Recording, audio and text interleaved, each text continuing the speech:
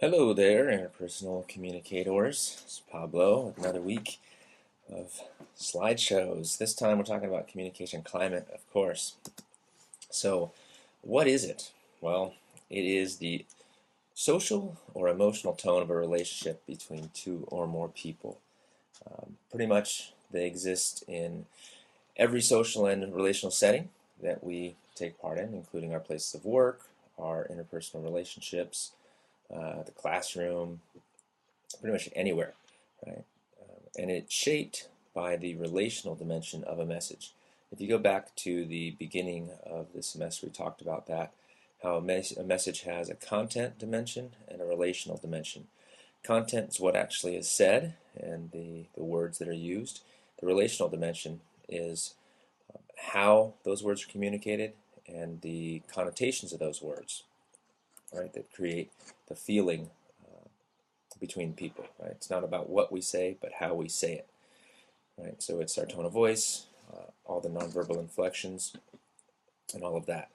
Right? Again, a robot wouldn't get it, but a human being would. Right? Robots wouldn't get the relational dimension of a message. They would just understand the content, right? All right, so cruising on. The nature of communication climate is dependent on the types of messages that people exchange with one another. Your textbook divides them into two types, with the one more that's sort of in the middle. And the first is confirming communication. And that's a message that expresses caring or respect for another person. The second is disagreeing, and disagreeing messages basically tell the other person you're wrong. They essentially communicate that to another. And then the final one, the other half, right, is disconfirming communication. And here, these are messages that express a lack of caring or respect for the other person, right? So on the one hand, you've got showing respect for the other person. On the other hand, you have no regard for the other person. Disagreeing messages, you can have respect for another person, but you're telling them they're wrong, right? So that's why disagreeing sort of exists in the middle there. All right. So for confirming communication, there are three different types we can look at. There's endorsement, which is showing that you agree with the other person or that you find them important, right? You're basically endorsing them. And you don't need to endorse somebody 100%. You can qualify that endorsement. Acknowledgement is the second. And here you're acknowledging the ideas and the feelings of other people, right? And this includes, if you remember from a couple weeks back, we talked about silent listening and questioning types of listening. That's acknowledgement, right? That overlaps very well with acknowledgement. And then third is recognition, simply recognizing the other person, right? Saying, hey, I got your email, I'm dropping by to say hello. Basically just recognizing their existence and their attempt at communication with you, right? You might think that's not a big deal, but when you think about it for a moment, if you send somebody an email and you don't get a response, right, they're not recognizing you. So you're left in the air. You don't know what's going on with them. Are they mad at you, or are they ignoring you? Did they just get busy? Did they forget? All right, so recognition takes care of all of that. All right, disagreeing messages. There are three types here your book goes into detail on, and these are argumentativeness, and here is presenting and defending positions on issues while attacking the positions taken by others. Okay, you can still maintain a positive climate in the way you present your ideas, so it's not necessarily a negative thing, right? So doing it well maintains a positive climate. Doing it in a way that gets more aggressive gets towards the negative climate creation side of things. Secondly, we've got complaining. And here, person is sharing messages that directly or indirectly communicate dissatisfaction with another person. When people usually aren't prepared to argue, but they're dissatisfied, they'll complain. And behavioral complaints, meaning complaints about things that people have done, are less offensive and they don't create such negative experiences than our complaints that are personal. Right? When someone shifts over from saying, I don't like the way you fold my t-shirts, to you're so controlling, there's a big difference there. All right, and a third, we've got aggressiveness. And these start getting a lot closer to the land of the disconfirming message. Because here, aggressive disagreeing messages are verbal attacks, and they demean others' self-concepts and inflict psychological pain. Right? My personal opinion, is that I would put aggressiveness more in the land of disconfirming. However, the definition of disconfirming is the idea that, well, let's look at that, is the idea that you don't have respect or you don't care for the other person. So if you're going to be aggressive with somebody, you care for them, but in a certain way, right? You want to hurt them or offend them, so perhaps that's why aggressiveness is left out of the disconfirming realm. All right, so going on, there are 7 types of disconfirming messages that your textbook discusses. Impervious response, the first one, this is basically ignoring another person's attempt to communicate. As I said before, if you don't get an email from somebody after like a week, that's an impervious response. Second, interrupting response. This is a disconfirming response in which one communicator interrupts another. That's pretty straightforward. Now, let me go back a moment to impervious response. That whole idea of ignoring another person's attempt to communicate. You recall, hopefully, that the way a message is interpreted as opposed to the way it's said, right? The interpretation that we put on the message is what creates a climate, right? So if somebody does not give us a response for whatever reason, we're going to create a climate based on that, or that's going to create a climate, right? So if somebody doesn't send an email back to me and it's very important, I'll think they don't care about me. I don't think they care about my request, right? And that'll start to affect our climate, right? Whether or not they intended to do that, right? So if they just forgot to reply to my email, they lost the email didn't get through, it's still going to communicate certain things to me, right? So always good to follow up. If somebody does not give you a response, always good to follow up to clarify. All right, moving on to the third one there, we've got irrelevant response. And here, the response someone gives bears no relationship to the previous speaker's ideas, right? So it's a total not relevant at all, right? Tangential response is a disconfirming response that uses the speaker's remark as a starting point for a shift to a new topic, right? So you talk about one thing and they say, oh, that's interesting, let me tell you about this, right? Oh, you went on vacation to Tanzania? Awesome, I'm going to Africa too. And when I go, I want to do all this, right? So they totally take it away. You can see that would not create a very open and caring climate. Next, we've got an impersonal response. Here it's just you're ignoring another person's attempt to communicate, right? Typically, it's going to be a monologue that's impersonal, maybe intellectualized, right? You're just talking about things as ideas, and there's not a whole lot of emotional involvement, or making generalized statements. Right? Basically, there's no personal communication. Hence the title, impersonal response.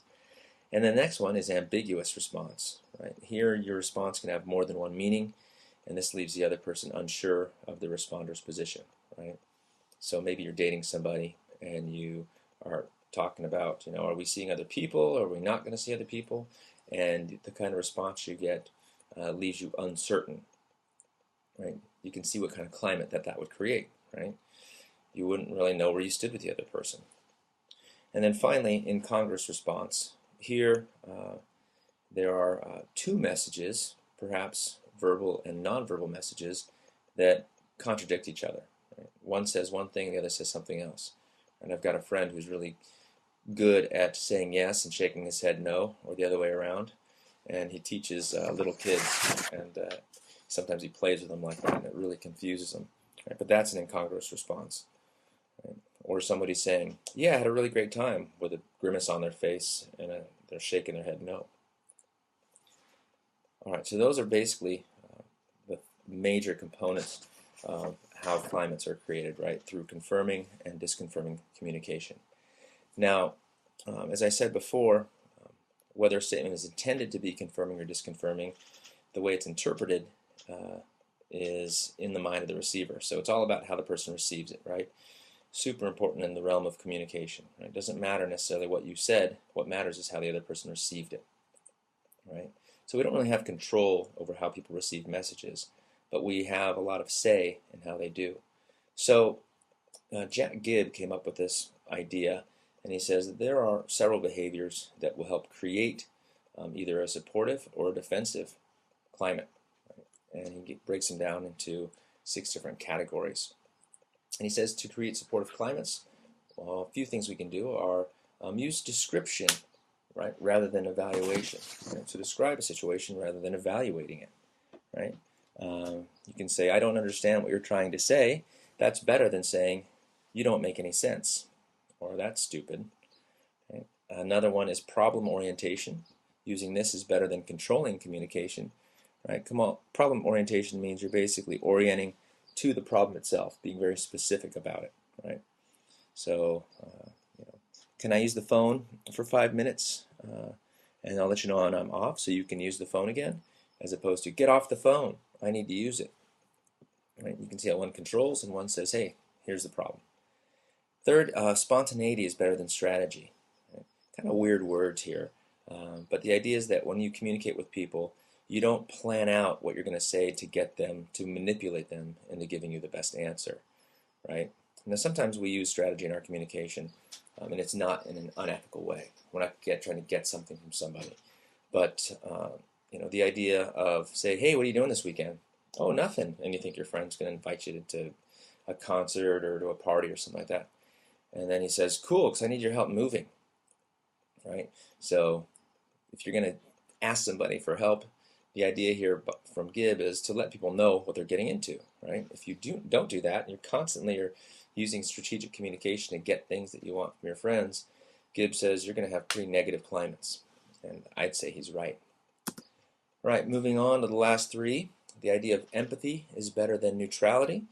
This is basically saying that by engaging with people and showing your concern and trying to share in their experience, their emotional experience, is better than being impersonal or indifferent, right? And that's what he means by neutrality, right? The word neutrality here basically means indifference. You don't care either way. All right, next we've got equality is better than superiority. I think we can all relate to this. I know I can. When somebody speaks to me as an equal, it creates a much better climate. Whether or not we're actually equals doesn't really matter. It's the idea that we communicate in such a way that we feel as if we're equals. It works a lot better than superiority. I remember I had a boss once, and I knew he was my superior. There was no question. He was the president of the company. But the way he communicated to me oftentimes was to ensure that I knew my place. And so it was funny because I'm used to speaking on an equality level, pretty much with most people I work with. And for him to speak to me in such a way as to say he knew what was up and that he had all the answers, and I was not his equal, it definitely caused a little bit of caused some tension with us. He was a good guy though, so and it wasn't really gross superiority, but definitely was present. And then lastly, Gibb talks about provisionalism is better than certainty.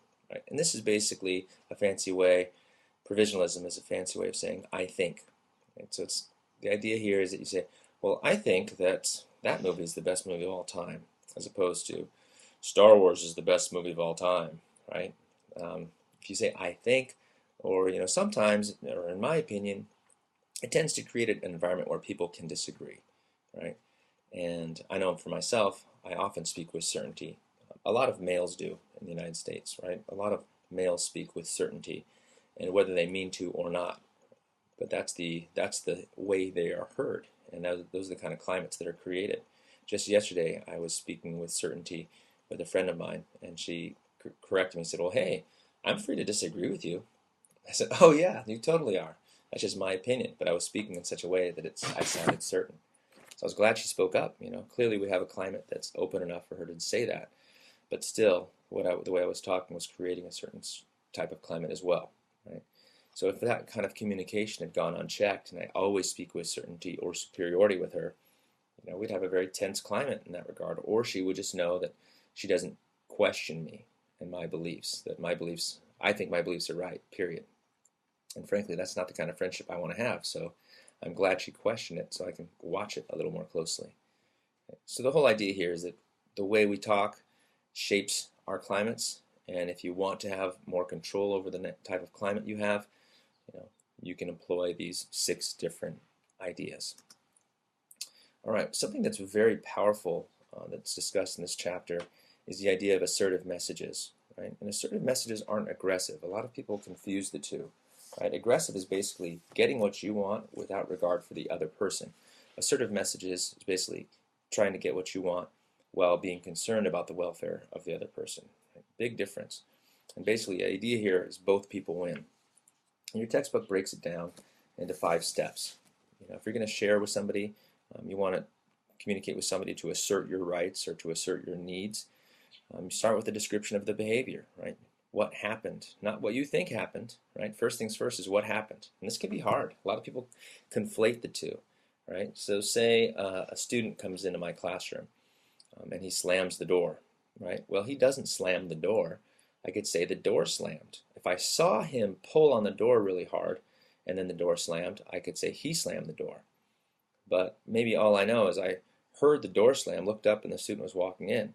So I would describe the behavior as when you came in the room, the door slammed, right? And you might be saying, well, yeah, but he slammed it. Well, maybe the hinge broke. Maybe something happened. To jump to that conclusion that he slammed the door is automatically going to put him on the defensive, or it's likely to. Right? Second thing is we interpret the behavior. Here's where I get to say, I'm thinking that you slammed the door, or I guess that you slammed the door, right? And the feelings that arise from this interpretation would be, for example, again with the door, is, so when you slam the door like that, I get the impression that you're upset to be here, or that you might give some other options, right? In perception checking, if you go back a few chapters, you can give people a few different options for what you think happened. So you can do that here too, right? So, if indeed you slam the door, that makes me think you're unhappy to be here, or you're just having a bad day, or maybe you didn't even slam the door, right? And then 4, the consequences of the information you've shared so far could be, if I feel that you don't want to be here today, it's going to be really hard for me to focus, or I won't be able to, I need to clear up where you're at so that we can have a good class together, right? So that's just what's going to happen if nothing changes. And this is both for the person that's speaking, yourself, the person that you're speaking to, and just in general, the consequences in general, what it means, right, for the world at large, right? If nothing happens, and if this is going to go on, right, what are the results? And then lastly, an intention statement. And here the idea is that you put forward something of what's going to happen or what you'd like to happen, right? Well, first let's say what's going to happen, right? So if you've come into my class upset with me and we don't talk about it, right? I'm going to be short with you today, or I'm going to be worried about you today, or we won't be able to have a good class. At least you and I will not be able to. The rest of the students might be, but you and I will have some struggle, and I want to make sure you have a good class, right? So an intention statement basically is what's going to happen next. And here you can also throw in, if we don't do anything, this is what's going to happen. If we do change things, this is what could happen too. Right? So assertive messages is very powerful, and they're very clear. And it all goes back to describing that behavior. Right? Not what you think happened, not your interpretation, but starting with the description of the actual behavior, which is in itself is a great exercise. All right, going on a little bit more into this, I'm going to speak to a related idea. In potentially negative communication situations, communicators tend to use 3 types of messages, right? And the first 2 aren't necessarily very good at changing the nature of the climate, right? These first 2 are expressive messages and conventional messages, right? Basically, expressive messages, you're just expressing your own emotions, right? You might be crossing boundary lines. You might be sharing your anger, right? You're not really focusing on, and sometimes expressing your anger in certain ways can be effective, right? But the idea behind an expressive message is that it's not effective, that it's sort of destructive to the climate. Conventional messages, here the idea is that you're referring to convention. You're talking about how the other person is breaking the rules, or they should be doing this, or they should be doing that. Right? Expressive is at a very emotional side and overly emotional. Conventional is very under-emotional, right? So going back to the different types of communication, either confirming or disconfirming, right? Conventional is more of the impersonal response, and you could say that expressive falls more into complaining, or it can even go into the realm of tangential, right? But the last one is rhetorical messages, right? And not the best word. Communication scholars are often using strange words to describe these ideas, right? But a rhetorical message, and here are the definitions for you, this next slide. They're intended to resolve problems non-judgmentally, right? So you're not judging the other person when you're talking things through. You're trying to build consensus where both people agree, right? Not compromise. Compromise is different. That's where one person gives something up. Here, building consensus is the goal, right? So where both people come to agreement. And finally, rhetorical messages convey empathy and they show respect for the other person, right? So what do they look like? Well, a rhetorical message has 4 steps, pretty similar to an assertive message, but slightly different. First things first, they address the situation's problems in neutral and non-judgmental ways, right? So looking at things as they are, not all the stories we have about them, not all our interpretations. Just we're trying to describe something in neutral and non-judgmental ways. We openly express empathy by taking the other person's perspective, right, and showing concern for them, right, standing with them, trying to understand their feelings truly, right. Very powerful to do that. You'll find that most arguments and most negative communication situations really lose a lot of their steam, and we lose a lot of our upset over them by taking the other person's perspective. Third, in a rhetorical message, you want to offer specific workable solutions to the problems, right, along with suggestions for implementing them. If you really want to make progress with somebody and you've got a negative communication climate, if you show specific workable solutions and how you can implement them, you're much more likely to get somewhere, right? If you just throw out suggestions that are really hard for them to achieve, that you haven't taken their perspective, you're unlikely to get anywhere, right? So it's important that you follow all the steps to this point before you propose solutions. And finally, you want to open the doors to negotiation. Right? At the end, you want to say, hey, this is what we can do. I think we should try this, or what do you think? Right? You're just basically inviting them to discuss it further. Looked at this way, it's like, yeah, that's pretty easy. Problem is, a lot of times we don't plan these things out. They just sort of happen to us, right? And a lot of us aren't wired or don't have patterns where we work this way, right? But we can learn to, right? And one way we can learn to, it's a little bit, I guess, didactic, meaning instructional. But one thing that really helps is having a communication plan, right? And this is an effective way to create and maintain a healthy climate. And what is a communication plan? Basically, it's a script that you've got in your head, and you can pose it before you communicate with other people, right? So you might have done this before in the past. If you're going home for the holidays, or your aunt or uncle who really drives you crazy is coming to visit, you have certain plans that you put together, scripts of how you're going to react when they say certain things that normally trigger you, right? So this mental script will include plan actions, so actions that you plan to take throughout this interaction, and contingencies. Now, contingencies basically backup plans, right? You've planned for a variety of different turnouts for this conversation. They can go a number of different ways, and you've anticipated these and you've prepared for them. That's what this idea of contingency means, okay?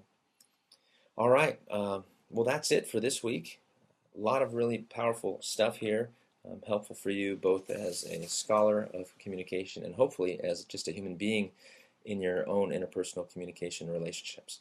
All right, I hope you have a great week.